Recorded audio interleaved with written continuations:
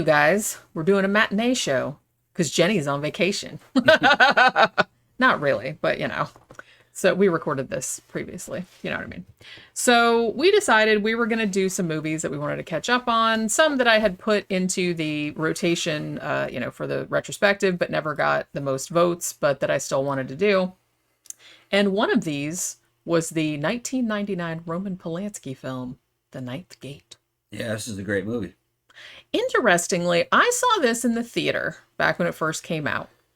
And I liked it, but I didn't love it. But I've been wanting to revisit it for a long time, and I hadn't seen it again since then, I don't think. I'd never seen it.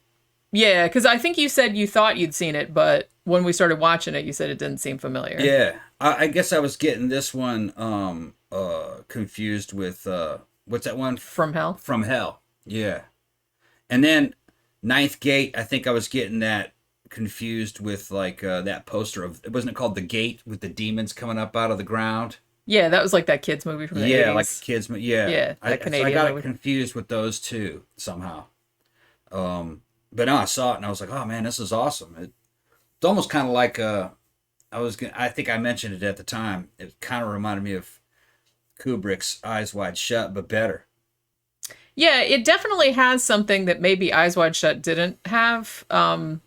I don't know. I kind of want to get into it. And it's funny because I was watching a couple other like reviews of it, and they said pretty much the same thing, that it was similar to, or it had the same vibe to it because it has like the satanic cult and we're all going to the house and everything like that. So it wasn't just me. Yeah. And actually I was watching, if you guys are not subscribed to Grumpy Andrew's House of Horror, I love that guy. He's like a British dude. And he did a review of this, and he said the same thing that I said, that he had watched it like when it first came out, and he was just kind of like meh. But then when he watched it again, he loved it. Yeah. And he said, and I actually kind of thought this, I don't think I said it to you at the time, but I kind of thought this when we were watching it. The one scene where Johnny Depp's character, Dean Corso, when he first sees, quote unquote, the girl, who he calls Green Eyes, the scene where he first sees her in that lecture hall very much recalls the scene where the protagonist sees the witch girl, I think it's Madre Lacrimosa, in Dario Argento's Inferno. And I wondered if that was deliberate. I mean, I imagine it probably was, because the framing of it was very similar. And it reminded me of it. And I was watching that review, and he said the same thing. And I was like, oh my God, I thought of that too. But yeah, so maybe that's why it's like an early hint that, you know, the girl is supernatural in some way. It's kind of like Eyes Wide Shut in a way, but better. It's better because it's more mission oriented. You got Johnny Depp. He's playing this like an ancient book specialist, and he finds books and sells them to collectors. He knows everything about forgery, and he knows what a book is worth. Knows fucking these obscure titles off the top of his head, knows the history behind all these books, and he's working for, I guess, himself. He's kind of like a hired hand or a mercenary, and also like a detective tracking down who has these books, and it's pretty cool. And it kind of drew me into it because it doesn't have a whole lot of characters, and it's very kind of like mission oriented. He gets hired to fucking find these other two books to match these other. This guy's got this satanic book. He knows there's two other copies, and he wants them. Or at least he wants to compare them. And he's got to find them. And then it takes Johnny Depp down in this journey between all these damn Satanists. And he's like a really wealthy European Satanist. And he doesn't believe in any of this shit. But he starts to. And it's pretty cool. It's kind of like a puzzle, too. He's looking at all these books and trying to see the differences between them and finding little hidden clues in these old books. That book was from the 1600s, wasn't it? Or was yeah, it something like that. It was written by, well, the thing about it, now this is actually based on a novel. It was based on a novel called The Club du Mât by Arturo Perez Reverte, which came out in 1993. It's a loose adaptation. Some of the satanic book shit is the same, but the novel, as far as I can tell, I haven't read it, but I watched a couple other people's summations of it. The novel is more concerned about, it has all that satanic book shit in it, but it also has like a thing about a rare edition of the Three Musketeers. That's a whole other subplot that's in there. And the ending of the book is very, very different. And the way the book ended seemed a little little bit lame. So I'm kind of glad that they changed it, like, for the movie. So this was co-written and directed by Roman Polanski, in case I didn't mention that. Yeah, he's a shitbird. But, well, yeah, but the dude can make a damn movie. he still makes good movies, Yeah, you know what I mean? Yeah, he was great in The Tenant. Yeah. Yeah. I just got a comment on that the other day that said, I just watched this movie and I don't understand the goddamn thing about What, it. The Tenant? But yeah. You weren't paying attention. Go back and watch it again. Yeah, well, and I kind of feel like, well, Roman Polanski's movies, much like Kubrick's movies, much like, anything like that, these kind of, you really need to see them a few times. Yeah. And The Ninth Gate is actually one of those. I'm not saying it's his best movie, but it's actually much, much better than I remembered it being. Our generation grew up with HBO and Cinemax being basically our version of the internet. There was no internet. So you just watched the same movies over and over and over again. Yeah. And something like a Polanski film gets better every time you see it. You're like, why did that happen? So then you see it again a couple days later and you're like, oh, yeah, yeah. And you're a kid when all this is going on. That when we were kids. And The Tenant got fucking drilled into me. Yeah. All right. This is a movie I would have liked as a kid back in that era had they shown this to us over and over again. Oh, yeah. And I'm like, oh, yeah, yeah. Well, it has kind of like everything I like about it. I like movies about occult shit. I love stories about books, and especially like old creepy books and like old creepy dudes with big mansions with big creepy libraries. I love, love, love that kind of shit. So this is right in my wheelhouse. Yeah. And I also love, it's kind of like a noir. It's basically like a detective story. A detective story, right. But also with like a satanic element to it. Yeah. So, yeah. He gets this job, man, to track down these other two books from this creepy old super rich dude. Boris Balkan, played by Frank Langella. He doesn't tell you at first, he doesn't tell you he's a Satanist, but he must be a Satanist when you're first meeting him because every book that he has is about the devil. And his library is probably like on the 20th floor of a fucking skyscraper.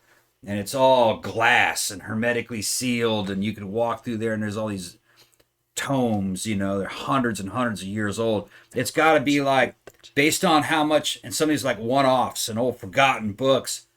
And, once they kind of establish how much these books are worth, you look at his library and it's got to be tens of millions of dollars. Sure. If not hundreds of millions of dollars worth of damn books that nobody else has read because there's only like a couple copies. Maybe one copy, and he's got it. And this was before internet, and they didn't Xerox and fucking take pictures and post on the internet what was in the book. If you had the book, only you knew. And turns out there are books like that. I asked Jenny, do books like that actually exist where it's like one copy or two copies? And you're like, yeah. And the dude who owns it doesn't tell you what's in it. That's part of collecting them. Yeah, I mean, if it's in a private collection, like I know that, Google Books and, the Gutenberg Project and stuff like that have been really trying to digitize books so people, like researchers, can access them. But if there's only one or two copies of a book in the world, as is the situation in this movie, and they're in private collections, and that person does not want to digitize what's in there, then probably no one will ever know what's in there. And these are like billionaires and multimillionaires that own these books, and they're not going to share them. And they're in competition with the other collectors to own these books. And they're in competition to kind of like hide what's in the book. It's like for their own purpose, oh yeah, I used to own that book. There's that kind of shit, Yeah. But if you had the book and nobody else has really seen it, it's just a mystery. And the other collectors are like hating on you. Yeah, he's got that book. He's got it. I don't know. Well, there's competition in every subculture. Right, you know what it's like. Right. It's kind of cool that the story is set in this world of these damn collectors. And these particular collectors are extremely rich Satanists. And that one dude, his whole library, every book was about the devil. And they were like shit from the 1500s, 1600s, 1700s. And some of them, only he had them. And it's kind of a fascinating subject. One of the interesting things about this movie, though, and I didn't really realize it until I was thinking about it later, but other than Boris Balkan, who, like I said, he's played by Frank Langella, and he's the one that initially hires Johnny Depp to go on this fucking mission or whatever, who is real ruthless and will kill people to get what he wants and stuff. The other Satanists, other than Lena Olin's character, she's a shithead. But some of the other ones that are kind of like Satanists or into the devil, they're not really that terrible of people. I mean, they're more into it for the orgies. Yeah. They get into that. I did it for the orgies, man. Yeah. That one old lady's my orgy days are over. Bunch of rich European aristocracy having these little fuck fests, dressing up in fucking outfits. Not unlike the fucking goth fetish scene. Yeah, it was just kind of like that. It wasn't like, oh, we're going to eat babies or anything like that. It was just basically just kind of like a Satan they were cosplay. LARPing. Yeah, they kind of thing. Yeah. Except, like I said, except for Frank Lagella's character. More serious. Boris. Yeah. He was actually even shitting on Lena Olin's character because she was doing that whole, hey, we're going to do all the orgy with the robes and everything. And he just thought that was stupid. Yeah, he's like, how dare you do this in the Temple of the Master? Because he was like super, super into things. Yeah. But see, that's the thing. You know that he's like shifty from the beginning. When he first hires like Johnny Depp. I keep calling him Johnny Depp. His character name is Dean Corso, but let's be honest, it's Johnny Depp. Yeah. I mean, he pretty much plays his own. But it's a little bit more of a serious version of himself, though. He's kind of restrained. Kind of like in From Hell, except not as English. Yeah. And a little bit, this reminds me a little bit of Secret Window, too. That Stephen King adaptation that he was in right around the same time. I feel like that came out right around the same time as this, maybe a year or two. On the before or after. But so Boris summons Johnny Depp, who's like the best in the business. And he summons Johnny Depp. He summons Johnny Depp, as one does.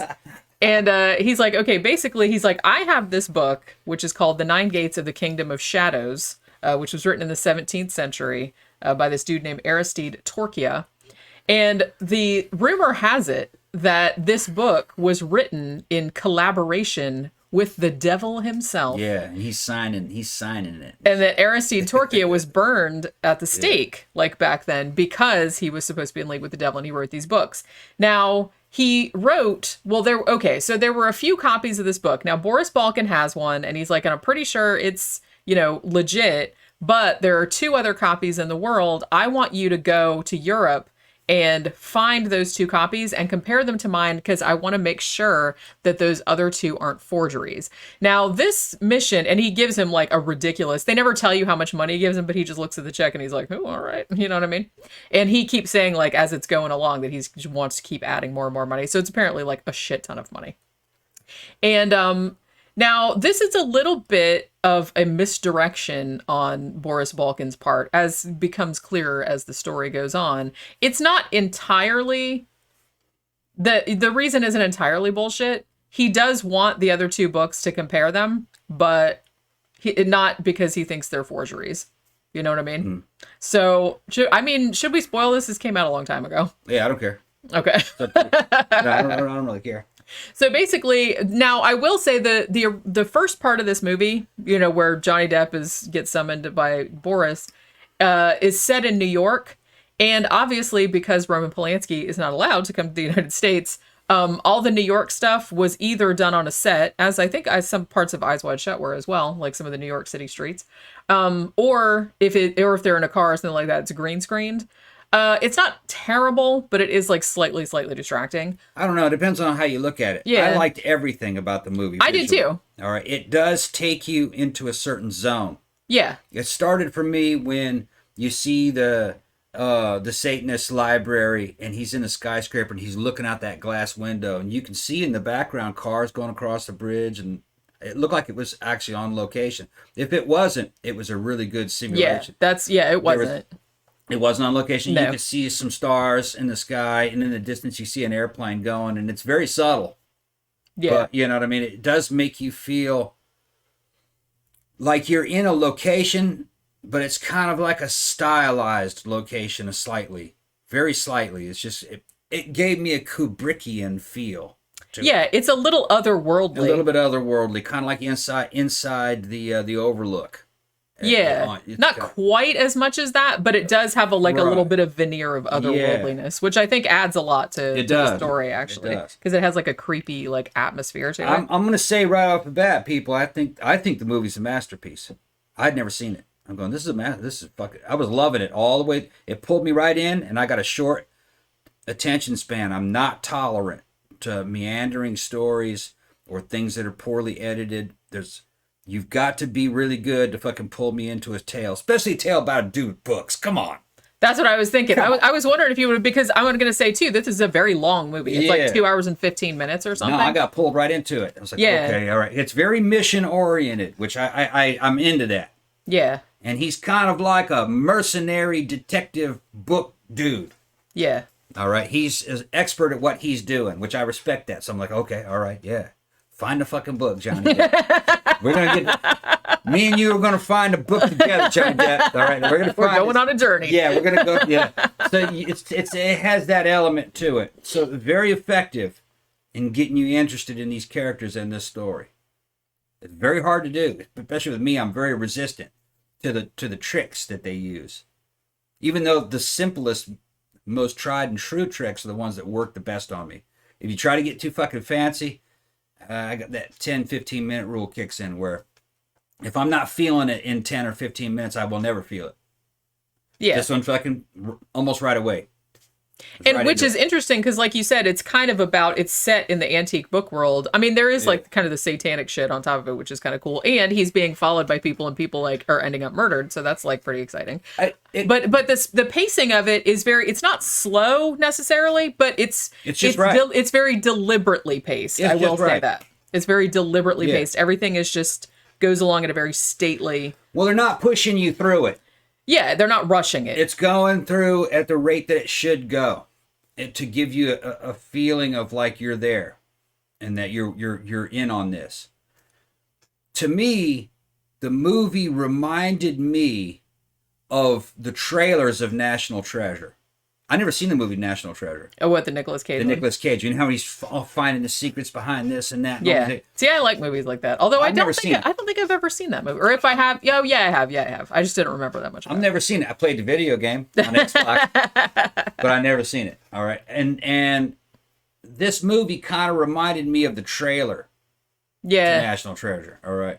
I don't know if that movie's any good. That's something I ought to see eventually. I mean, you'd probably like it. Like I said, I've seen it one time, like right around when it came out, like maybe a year or two later, and I remember liking it, but not making that much of an impression. Imagine if Stanley Kubrick did the trailer to National Treasure.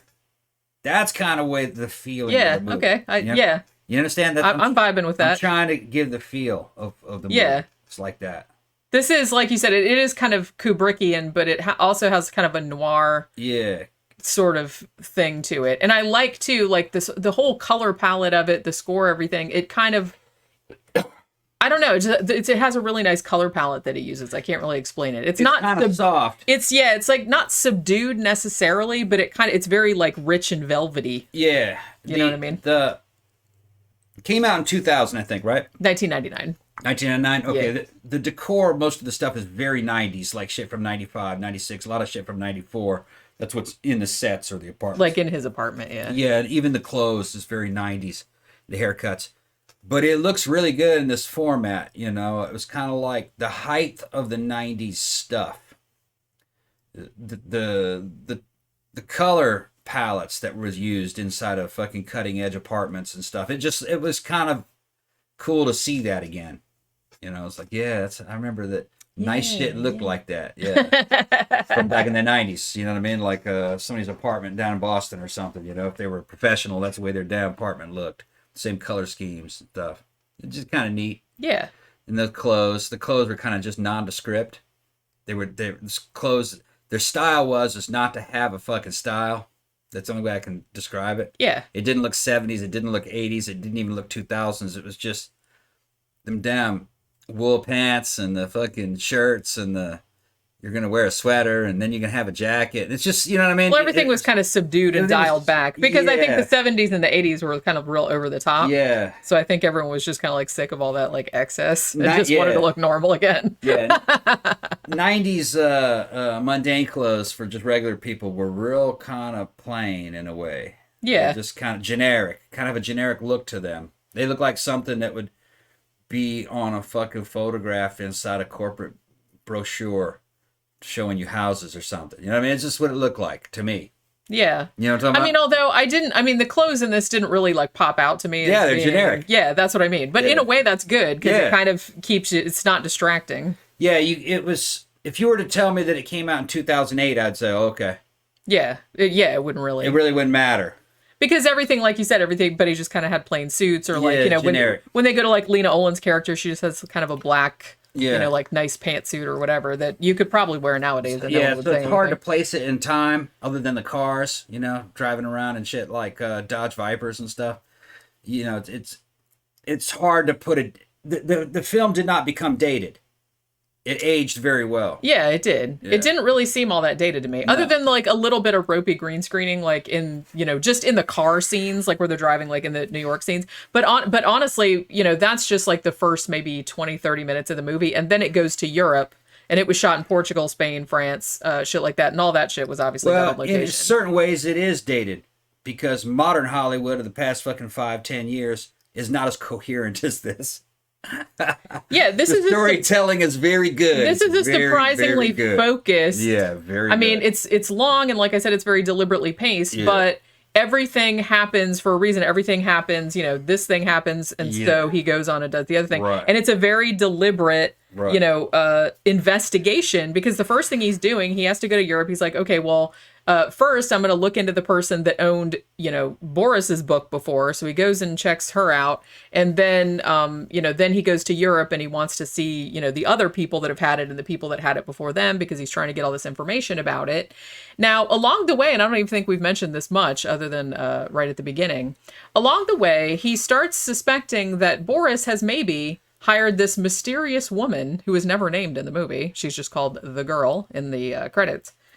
And she keeps like turning up, man. Like the first time he sees her is in New York at the Boris Balkan lecture that he's giving about demonology and witchcraft or whatever. And then he sees her on a train in Portugal or Spain, and he's like, hey, like he at first assumes that Boris has hired her to follow him around to make sure he's doing what he's supposed to be doing. I'm thinking that's what I don't think he ever says that outright, but I think he suspects that she's a fucking private investigator. Yeah, that she's following him around. Yeah. However, as the movie goes on, you discover that there's a lot more to that woman. Yeah. She had some paranormal abilities. Yeah, which I really, I love the way that's introduced, because for a long time, he keeps seeing her, and it's a little bit weird, because like he sees her in a library, like through this crack in the books, and then, he looks again and she's not there, like, but, plausible deniability, she could have run away. But then he gets attacked by the boyfriend of the woman that used to own Boris's book. There's a whole thing there, because she's kind of like trying to get the books too, and she's willing to like kill people. But this woman who he ends up calling Green Eyes, like, because she won't tell him her name, she shows up and starts kicking the dude's ass. And there's just a shot. She's walking down the steps outside, and then she flies. Like, she just goes, shh. Yeah, it's more like a glide. Yeah, she like kind of glides down, and it's like really jarring, and it's like really. She came down the steps without touching them. Yeah. And just like she levitated. Yeah. Yeah, it's pretty. It looked good. It looked good though. I liked the way that they just kind of like, because you're led to believe that she's a person, and she does have human qualities too, because in that fight, like she does kick that dude's ass, but he does like elbow her in the face and her nose starts to bleed. Yeah. So she's obviously not completely supernatural, but she has supernatural powers. Well, I thought she was either an angel or a demon. Yeah. Something like that. It's resolved later what she is. But yeah, she's basically, and it's weird because there's this one channel, I can't remember what it's called, but this dude made several videos that were like 8 or 9 minutes long, just going into various aspects of this movie, like in different theories about it and who she was.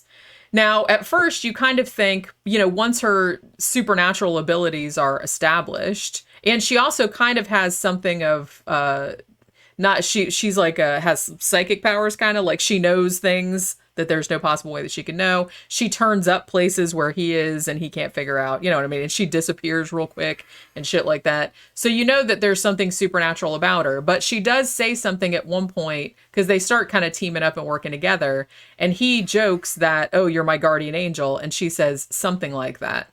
So, but then as the story goes on, I don't know. Well, I don't know. She could be a guardian angel, but I think she's maybe a demon. But maybe that's not a bad thing. Demons are angels. That's what I mean. She's kind of like... Yeah. You have to you have to make that call yourself when you see the end of the movie. Yeah, I definitely do think. I mean, she's obviously has something to do with. I think she's kind of neutral in between, like a demon. Well, she's helping Johnny Depp. Yeah. Because the thing about it is that she also chose him over the other ones. Yeah, because the thing about it is that what Boris Balkan is trying to do is he's actually trying to get all the books together, because in each of the books there are all these woodcuts, like these illustrations. And the reason he wanted to compare his copy to the other two copies in Europe was that he wanted to see there's like little bitty differences in the what? He didn't actually know. Remember? Well, yeah, he was like checking. He said, he said he wanted to see the other two books, and he wanted to he wanted Johnny Depp. I'm gonna call him Johnny Depp. Well, yeah. So he wanted that too. He wanted him to carefully compare the two to see if there were any differences. Yeah. And it was demonstrated early on once he meets the twins, which you got to see the movie. There's what I'm talking about. They showed him that the text was identical. Even the errors in the text. There's an S that was fucked up in part of the print. It is the exact same text. So Depp started going to the woodcuts. So there must be a difference in these pictures. And he did notice that there were differences. Little stuff like scissors in the right hand and one woodcut. Yeah, were they keys or scissors? I couldn't. Keys. I think they were keys. Keys in the left hand. And then they showed certain parts of pictures of walls and mazes, and sometimes the doors were open in one woodcut, and in the other print, the door had been like bricked over. And then the signature at the bottom was different. One of them, I don't want to spoil all of it, because because it's kind of the puzzles behind the meaning of the. Well, that's kind of what makes it fun. Right. There was differences in the pictures. Yeah. And you had to know the differences in the pictures in order to do this right. Yeah. This ritual to open up to the ninth gate where Satan was. He's like, open the ninth gate so I can come out. I'm in here. I'm trapped. So one copy wasn't enough. You had to have all three. Yeah. Yeah. Which is something that kind of comes out. But, even knowing that, I still think it's a really good watch, because I just like, I don't know, I like all that. And like I said, as Johnny Depp goes through thing and starts solving the mystery, all the other people that own the books, like other people that are just kind of like, kind of on the margins or whatever, get murdered. The book gets stolen at some point. And so it's just kind of like, I like that you sort of compared it to National Treasure. It's like or the Da Vinci Code or something like that. Da Vinci Code. But not as like cheesy. No. As that necessarily. So the guy that hired Johnny Depp, he wasn't 100% sure. He just knew that the book that he had was authentic. All right. And he believed that it would work. But he tried it and it didn't work. I love that scene too. Like at the end. He tried it and it didn't work. So he wanted to see the other two copies to see if there were any differences. Because if there were differences, that might answer why his opening of the ninth gate didn't work. And it was. Depp found out quickly that there were differences in those pictures, and the guy who hired him instantly knew it was up. He's like, okay, I need them all. Yeah, I need all of them then, because you can't just. He already thought of that. Yeah, I guess he had already thought of that you might need more than one book. And I feel like throughout the course of the movie too, you're led to believe that Boris, he's not supernatural or anything, but he's for sure following Johnny Depp around, because he'll call him. And Johnny Depp's be like, where are you? Where are you? Yeah. And he's just like, won't answer him. Yeah. So I think he was following him the whole time as well. Or using some kind of psychic abilities. Because he did show up like at the end too. So I think he had been like following him the whole time. And because at first, as I said, you think that the Green Eyes girl, the mystery woman, you think that she's following Johnny Depp around on that guy's behalf. But you find out as the story goes on that that's not exactly what's happening. He may have had some satanic abilities himself, because why else? Why else would that'd be the only explanation of why he believed in that book so much. Yeah. So he had seen some supernatural shit. Yeah, I mean, he must have, because, and like you said, I do think that it was kind of, I don't know if it stated outright or if it was implied that he had tried to like summon the devil before with just his book and it didn't work. So maybe he said, oh, well, maybe this isn't maybe this one isn't the real one or whatever. So maybe he didn't know that that's what was going to happen when he sent Johnny Depp out on the mission. He wasn't really sure. He wasn't sure. Yeah. It was implied during that initial conversation that he did try to open the ninth gate and that it didn't work. Yeah. He wanted the other books. Yeah. To see if there were any differences, because the differences might have been the reason why. Yeah. And then he finds out that there were differences, and he goes, okay, I need all the books.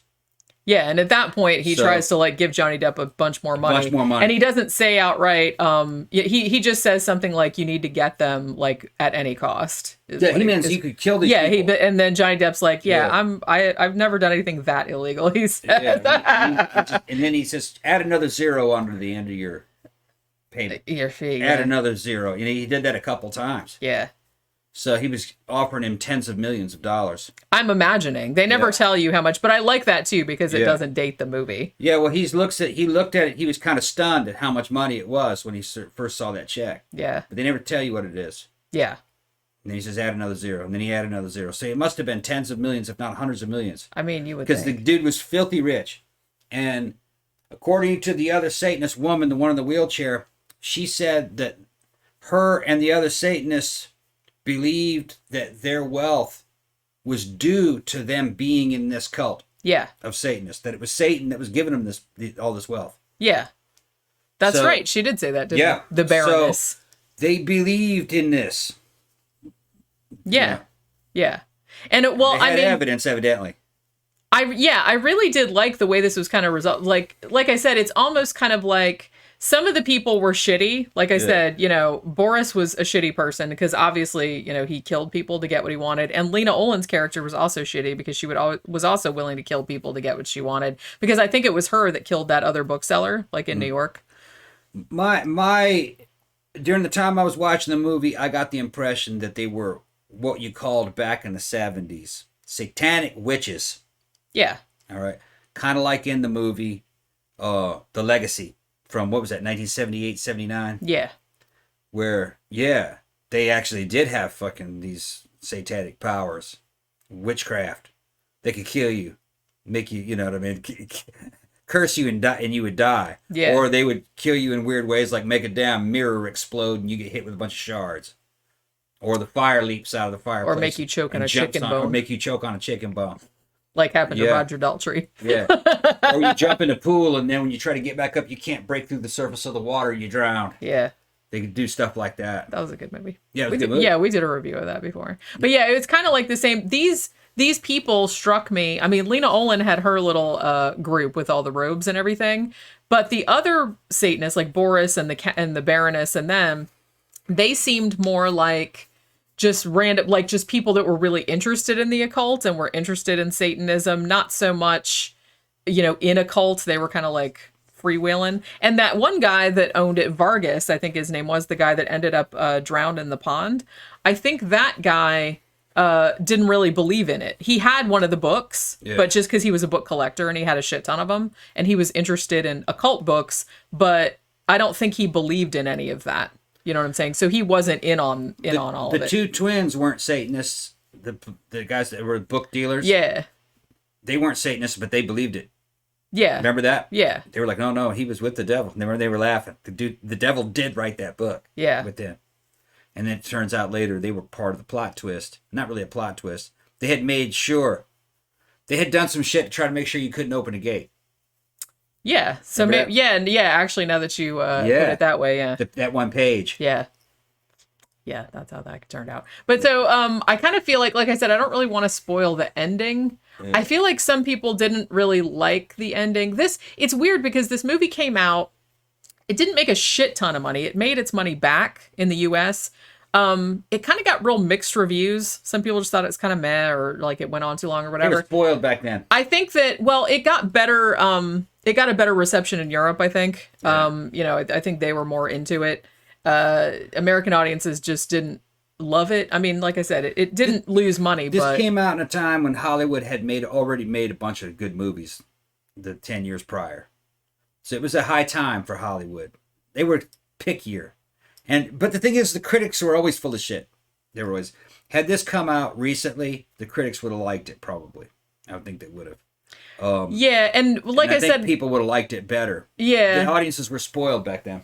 And I think, too, this is a movie that maybe kind of like Eyes Wide Shut, because the first time I saw Eyes Wide Shut, because this kind of reminds me of that a little bit. And it reminds me, like I said, of Dario Argento's Inferno a little bit, too. Not as wacky as that, but it's kind of along the same lines. I kind of feel like this is one of those ones that you see it, the first time you see it, and it's like pretty good, but it's like underwhelming.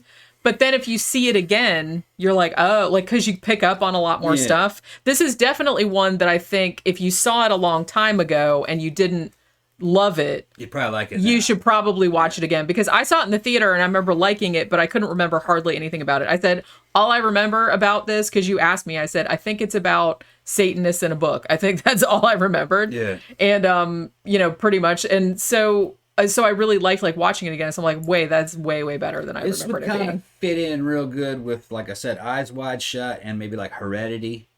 You know what I mean? Hereditary. I saw the movie. I fell asleep in it. But like the ones with the more of kind of the satanic overtones. You know, it's just right there with that. Yeah. I mean, if you were to remake it today, that they would do it more like Hereditary. Probably. Is it called Hereditary or Heredity? Yeah, Hereditary. You say it wrong every single time. I do. I just say things wrong. There's nothing you can do about it. I'm fucking watching movies. I'm not a scholar. I want to see that one again, though. I fell asleep in it. Yeah. I'm going to do it again because Zach keeps asking me to do it for my show. And I've told him I do want to do it for my show. For my Flickers of Fear show. You can even star if you want to. If you like it. If you're just going to shit on it, then no. But I told him, I said, and I don't say this about many movies, that movie stressed me out so much when I watched it the first time that I'm anxious. I want to watch it again, and I don't want to watch it again because it made me so anxious the first time. What was funny is that I didn't really like that when I fell asleep in it.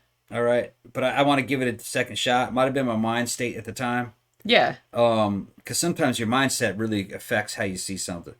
I didn't like that one, but I liked Midsummer a lot. Yeah. And I think that you'd probably think that I would have liked Midsummer even less. But I thought that while we were watching it. I said, Midsummer. Oh, you're really going to hate this one. I want both of those on Blu-ray. Yeah, I definitely actually want to watch Hereditary, even though I'm even though I know what's coming, and that somehow like makes it worse. It's like, I don't know. It's just like a really anxiety-inducing movie for me. And I'm not the only person that said that. You know what I mean? I've seen like a bunch of other videos because I know there's like always those edgelords out there. It's like, that wasn't scary. What are you doing? I woke up during the creepy parts. Yeah. Yeah. But you really have to this is one of those movies. And I've said this before, if you're going to watch a horror movie, if you're going to watch any movie, unless it's just some fun thing that you can drink beers or whatever, if you're going to like commit to watching a movie like that, then just let yourself like be immersed in it. Let it scare you. That's what it's trying to do. You know what I mean? Let yourself get into the characters. I mean, if you can't, then that's fine.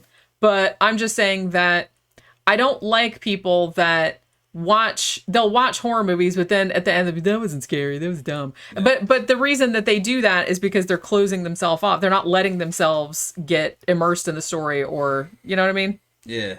So it's for them, it's not going to be scary because they're just like, they close themselves off and they don't care. So it's like, why watch it then? There was just something about the tone of Hereditary when I first saw it. I was watching it, and the little girl that was doing the fucking weird shit, I was like, come on, man. And it was, that little girl was so creepy. I didn't like her. And when the car smashed her head off and shit, the timing and the way it happened so fast. And because I didn't really like her, I laughed at the time, and a lot of people thought it was inappropriate. But that was my reaction. I was like, yeah, fuck her. And then I fell asleep right after it. Yeah. Yeah, I don't know why. He was in one of his moods. I was in a mood.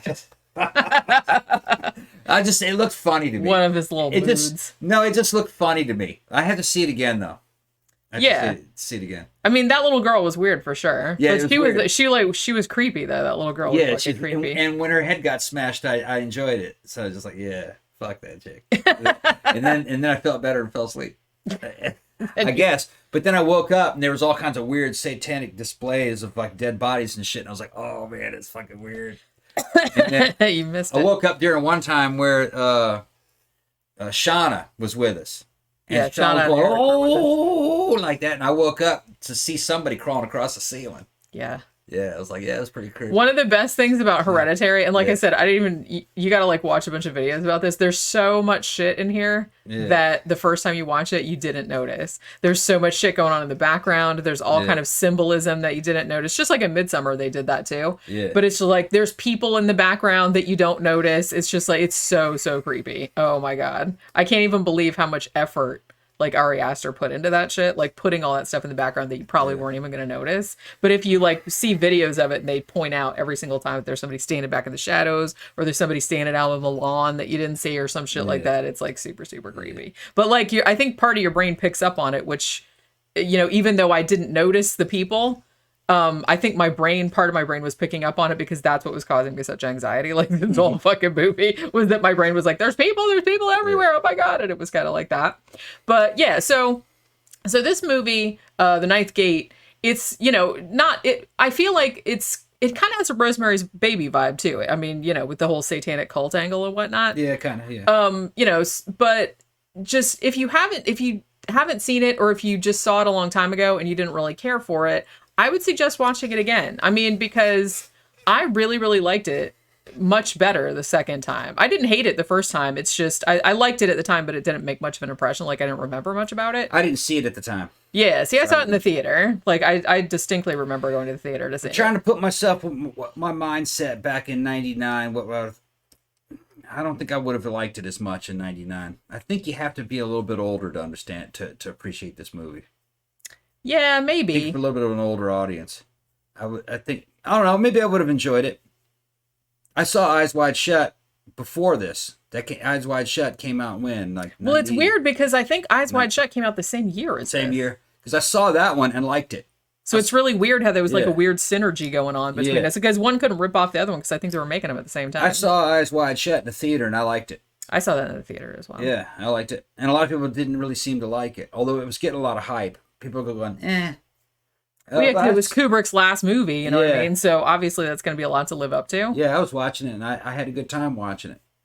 I did too. I didn't like it as much as his other ones. I still don't. Yeah. But you know what I mean? That's the thing I kind of like about doing this show and like revisiting some of these movies that maybe we saw once like along like 20 years ago and forgot about, is that sometimes, I mean, you get it recontextualizes the entire movie for you, because when you saw it the first time, like when I saw this back in 1999, like my fucking entire, you know, life was different. And even though I dug it, I kind of forgot about it. But so like you get to watch it again just from a totally different perspective. And it's almost kind of like seeing it again as a new movie that you're a little bit familiar with. You sure the Eyes Wide Shut came out in 99? I'm pretty sure. I thought it came out a little bit before that.